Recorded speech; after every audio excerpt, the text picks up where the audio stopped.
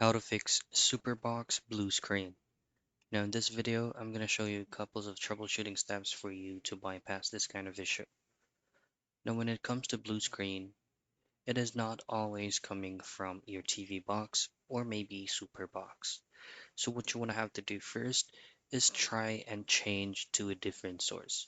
So say for example, you're currently on HDMI 1.